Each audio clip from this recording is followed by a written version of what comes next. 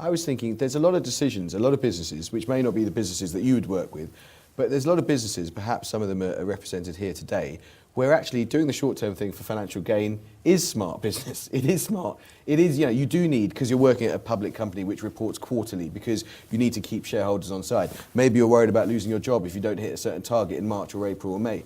Isn't there a fundamental conflict between the demands of some businesses, which are short-term interest-based, and your vision of business? So the argument you're making is short-term based companies should make short-term based decisions, which means they'll last for the short term. I'm not actually making an argument of any kind. I just wonder whether or not actually the reality is, maybe this is why you make the point, that I'm raging against reality.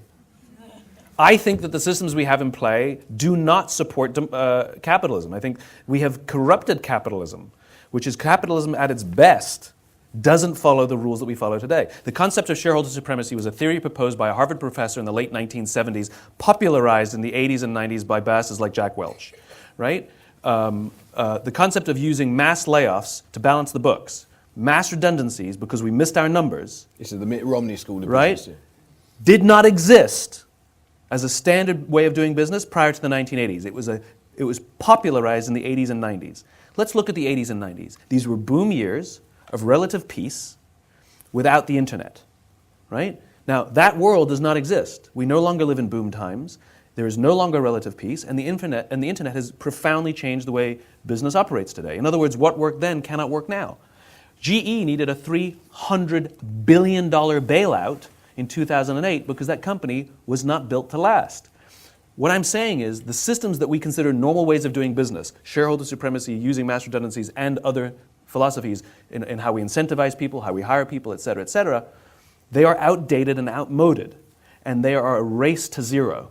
And the companies that continue to embrace those philosophies, big or small, are struggling with engagement, they're struggling with innovation, they go through people like nobody's business, and the executives keep getting fired or quitting, right? Unceremoniously. And by the way, their shareholder value is unstable. Remember, shareholders are a fickle bunch. If you do well, regardless of what you stand for, they'll invest in you. And if you do badly, regardless of what you stand for, they'll abandon you.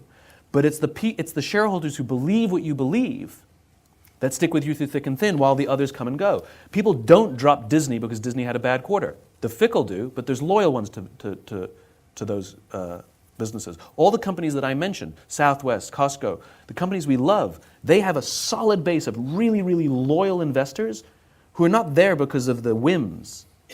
It's because Berkshire Hathaway does not report quarterly because there's no legal requirement to do so. It's just a matter of convention. Now, I don't see people abandoning Berkshire Hathaway, even if they have a bad year.